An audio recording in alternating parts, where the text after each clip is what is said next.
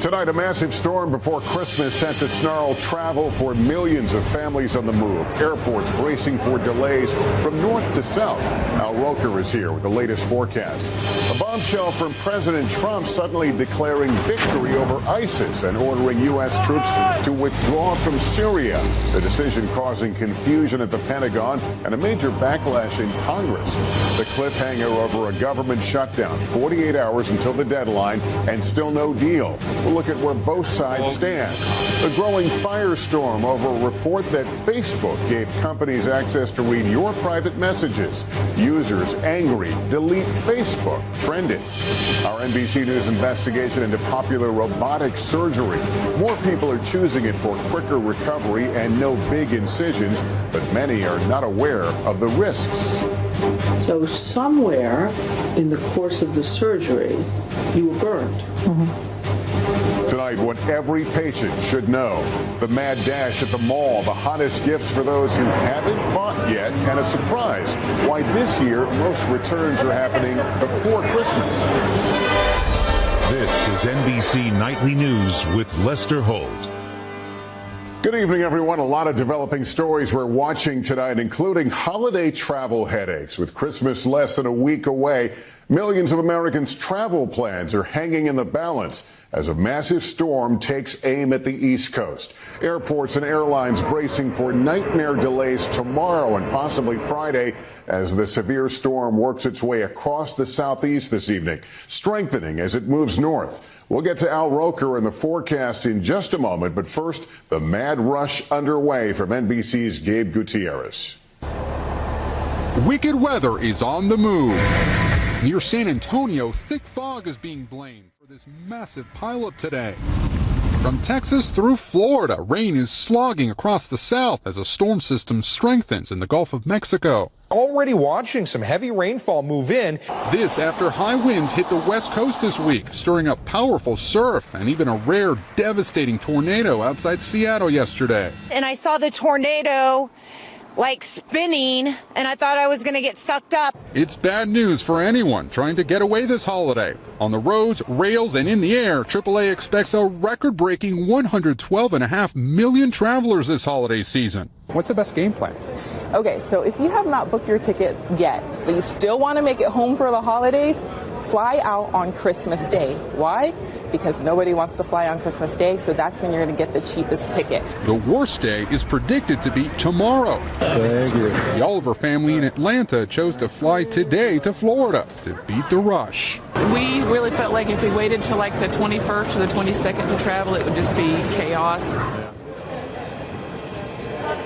The lines here in Atlanta are running smoothly right now, but that will likely change tomorrow. On the roads, the National Weather Service estimates that about 67 million Americans will be at risk for flooding over the next few days. Lester? All right, Gabe Gutierrez tonight. Thanks very much. Let's get right to Al Roker. Al, a lot of folks with their boarding passes right now trying to time all this. What's the latest forecast? Well, if they can get out early, they better do it, Lester, because we've got this storm system that is making its way up the coast. We're already seeing rain in the southeast, moves into the northeast tomorrow afternoon. A strong storm risk for tornadoes in Florida tomorrow. Heavy rain moves into the northeast with strong gusty winds causing problems. So here are the impacts. We have the chance for enhanced severe weather, including tornadoes along the east coast of Florida. We're also looking for heavy rain. Heaviest rain from Florida to Maine. Saturated soil will increase the flood threat, and wind gusts of anywhere from 30 to 55 miles per hour from the mid-Atlantic all the way to the northeast, and that will last into Saturday, Lester,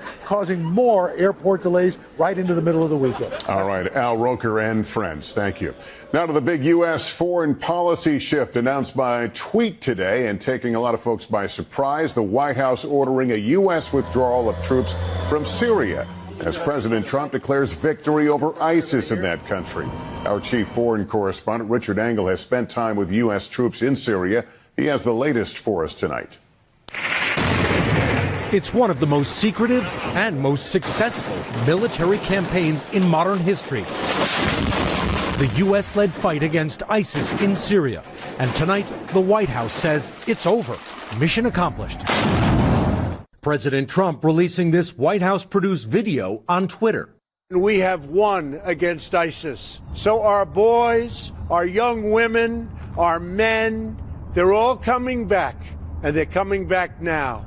We won, and that's the way we want it, and that's the way they want it. U.S. forces have beaten ISIS far back. U.S. officials say the group has lost 99% of its territory, with more than 60,000 fighters killed. So when are the roughly 2,000 U.S. forces in Syria coming home? It's unclear. The Pentagon today issued a statement saying the campaign against ISIS is not over, but is transitioning to a new phase, but gave no specifics. We were on the front lines in Syria last spring with U.S. and Kurdish troops after they took back the ISIS capital, Raqqa. This is the main square in the center of Raqqa today. ISIS used this place for public beheadings, even crucifixions. And U.S. commanders told us repeatedly, unless ISIS is completely defeated, and that it is not yet, the group could return. It's something the president's allies are also warning about tonight. If Trump withdraws from Syria, and they do come back, like I think they will, he'll be one of the reasons they came back. And then, what happens to our partners, the Kurds? On our trip, their commander told us an American abandonment would be a betrayal. A U.S. official told NBC News this decision came quickly in the last 24 hours, quote, right from the top. And tonight, the U.S. military is scrambling to figure out how to implement it, with grave concerns about ISIS and our allies. Lester? Richard Engel tonight, thanks. Now to a story that has held us in suspense all week. We're approaching 48 hours until a possible government shutdown. And despite movement in Congress to kick the can down the road, essentially, there's still no spending deal in place. Our Hallie Jackson has late details. A Christmas crisis pushed off to just before Valentine's Day, it seems, now that Congress hammered out a short-term compromise. Republicans will continue to fulfill our duty to govern. Democrats on board, but will the president sign it? Republican Senator John Cornyn says he's pretty confident. My understanding is he has accepted the reality of that. The White House is signaling President Trump would back the temporary fix. That's a reversal from the president's previous position, $5 billion or bust for his border wall. Now that wall stall is not sitting well with some conservatives who think the president is blowing his last best chance before Republicans lose control of the House. It is becoming clearer and clearer that all we're getting is words, words, words. People who voted for him and want the wall and want to know why he seems to be softening his stance this morning. The president is not softening stance. But how he talks about the wall has changed. Who's going to pay for the wall? Mexico will pay for the wall. I promise. In the end, Mexico's paying for the wall. Based on the president's tweets now, it's more like, who's going to pay for the artistically designed steel slats at the border? Mexico, indirectly. The Senate hopes to pass this temporary funding fix as early as tonight, but even assuming the House and President sign off this week, everybody could be right back here before the next deadline, February 8th. Lester. Hallie Jackson, thanks. Another big slide on Wall Street today. The Dow finishing down about 352 points to a new low for the year after the Fed, brushing aside objections from President Trump, raised interest rates for the fourth time this year. Tom Costello now on why and what higher rates mean for you. Amid compelling evidence of a strong economy, the Federal Reserve today ignored President Trump's criticisms and raised interest rates again, the ninth rate hike since 2015. Chairman Jerome Powell insisting the Fed is independent and dedicated to preserving a strong economy. Political considerations have played no role whatsoever in our discussions. In recent weeks, Mr. Trump has accused the Fed of hurting the economy and stock market by raising rates. I think the rate's too high. I think we have much more of a Fed problem than we have a problem with anyone else. Today's decision and talk of more rate hikes next year sent stocks into a nosedive. The Dow, up 300 points before the announcement, did a U-turn, closing down 352, down 5.5% for the year. In New Jersey, investment advisor Michael Gibney is telling clients not to panic. We build clients' portfolios to weather storms like this. So this is something that's not unexpected. Today's rate hike means higher interest rates for student loans, new mortgages, car loans, and credit cards. Those higher rates will show up on your credit card statements early next year, just as the holiday gift bills come due. Lester? Tom Costello, thanks. Another privacy scandal for Facebook, the social network admitting that it allowed other tech giants to see users' private messages. It says it only did so with users' permission. But do you remember giving it? Here's NBC's Ann Thompson. Tonight, more and more people deciding Facebook is not their friend. Delete Facebook trending on Twitter. People fed up after the New York Times reported Facebook allowed 150 companies, including Microsoft, Amazon, and Netflix, access to users' personal data. Some partnerships gave companies the ability to read, write, and delete private messages without users' knowledge or consent. What's the driving force behind these partnerships? The driving force is growth at all costs. Growth at all costs and selling your privacy to make money. Today, Facebook admitted it gave partners like Spotify access to users' private messages if they signed on to the sites using their Facebook accounts, but denied they did it without user consent. Spotify says it never accessed private messages. Facebook under fire over privacy and access to users' data for years. Founder Mark Zuckerberg apologizing in The New Yorker in 2009 for college text messages calling people dumb who trusted him with their information. Just this year, mea culpas to Congress for allowing a political consulting firm to get users' data without their permission. That was a big mistake. And it was my mistake. And I'm sorry. This time, sorry may not be enough. Ann Thompson, NBC News, New York.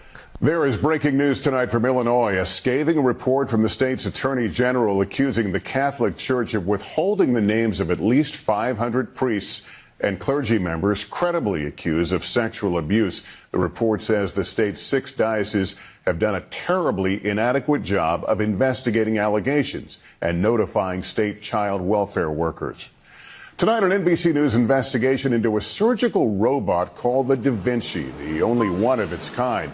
Last year, doctors in every state used the Da Vinci in more than 700,000 surgeries for everything from heart valve replacements to hysterectomies.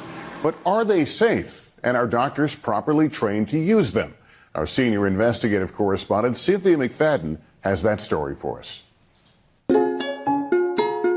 There's no question that the Da Vinci surgical robot, seen here in a marketing video suturing a grape with precision and ease, can do extraordinary things. The only surgical robot of its kind. Many doctors, like heart surgeon Dr. Robert Poston, seen here using the Da Vinci, are believers. The patients recover quicker, less blood loss, there's less complications. That's because there's no big incision. It's laparoscopic surgery on steroids. The robot controls the instruments guided by the doctor at a console. My ability to be precise is better, even than my own hands.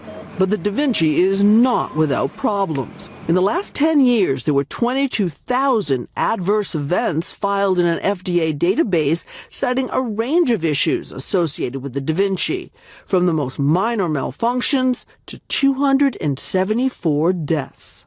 Lori Featherstone, who lives with her daughter in Altoona, Iowa, wishes she'd asked more questions before having robotic surgery. As you sit here right now, are you in pain? Yes. Yeah. All day, every day. Sorry. 3 years ago, her doctor told her she needed a hysterectomy. She told me that I needed to choose whether to have a robot or a surgeon. And if she were me, she would elect to have the robot. Less downtime, less scarring. But Lori had serious complications. Basically, my kidneys were drowning. They had found that my ureter had some type of thermal injury. So somewhere in the course of the surgery, you were burned. Mm-hmm. Her doctor's post-operative report confirms that, also noting her colon was damaged. She's now facing a permanent colostomy. All this 2 years after Da Vinci's manufacturer, Intuitive Surgical, had been put on notice in a strongly worded letter from the FDA that, among other things, burning was a problem. Sadly, Lori is not alone.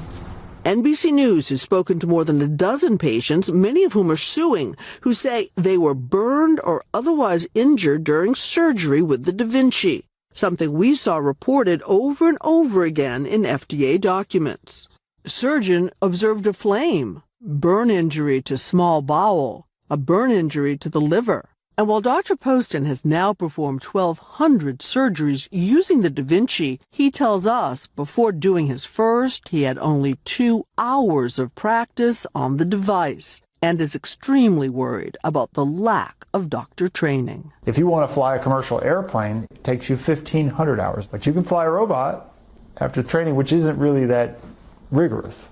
In fact, there are no national requirements regulating how much training a surgeon must have to operate using the Da Vinci. The FDA says it doesn't have jurisdiction. And while Intuitive Surgical offers a 4-level training program, it cannot require surgeons to complete it. The root cause here is the training. The willingness to sell robots to people and promote them doing surgeries when they weren't adequately trained, the willingness of hospital credentialing committees to sign off on them and allow them to do it. Dr. Poston hopes every surgeon will search his or her own conscience. We should live in a world where we practice brutal transparency with our patients. So if we lived in that world, we would tell the patient, I'd like to operate on you, but I didn't have the time or money to have all the training that I really think that we ought to have had. Is that okay? Is that okay? Would you be okay with that? The robot's manufacturer tells NBC News that they, quote, offer a comprehensive intensive training program that depends on the surgeon's capabilities, and that they also strongly recommend that surgeons continue training throughout their careers. Now, Lori Featherstone filed suit against Intuitive, but later voluntarily withdrew it. She says, ask questions. All right, Cynthia, thank you. We're also covering tonight the mad rush, the hottest holiday gifts, and how long you have left to order them. Plus, is this the future of travel? The big debut from billionaire Elon Musk. But does it deliver? We're back now with the mad rush. Less than a week until Christmas, and a lot of people still looking for those last-minute gifts. Here's Kerry Sanders. What is it that you want for Christmas? 6 days until Christmas, and like a Hollywood movie, the race is on for this year's top toy. I got the last one. Some of the hottest toys this holiday season include Baby Shark plush from WowWee, the Ryan's World Giant Mystery Egg from Bonkers Toys, and Fortnite figures and play sets. Today is the last for getting Amazon orders there by Christmas if you ship standard. Folks who waited too long now hitting stores. It's easier than trying to shop online right now for shipping. Analysts crunching shipping numbers estimate 1.5 million people return gifts via UPS today. Why? More Americans buying gifts early for themselves. Shopping online to save money? We put that to the test. If I wanted to buy an item like this online, would you match the price? Of course we would. And I've already looked online, and it's $22.99. Wow, that's pretty impressive, because here we actually sell it for $7.99.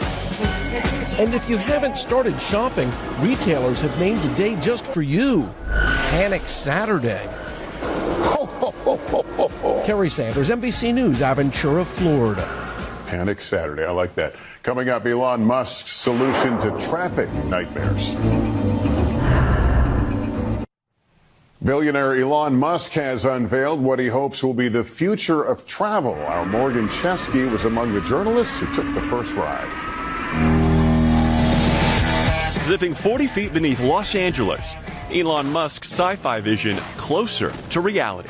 Traffic has gone from just 7th level of hell to the 8th level of hell, and it's terrible. Now the scientist turned showman unveiling his answer to gridlock. A mile-long tunnel designed to transform commutes. Initial plans teased cars speeding up to 150 miles per hour. But after months of test runs, safe speeds barely broke 45. Musk admitting the dream isn't there yet, promising a smoother, faster trip. It's going to be a slightly bumpy ride. It's a little rough around the edges. Now, it's hard to believe when you see the size of this tunnel, but digging it was the easy part. What Elon Musk wants now is an entire grid stretching citywide. His next dream, carrying 4,000 cars an hour. If you can tunnel here, you can tunnel anywhere. For now, he's settling for 1 mile closer to the future. Morgan Chesky, NBC News, Los Angeles. That's Nightly News for this Wednesday. I'm Lester Holt. For all of us at NBC News, thank you for watching and good night.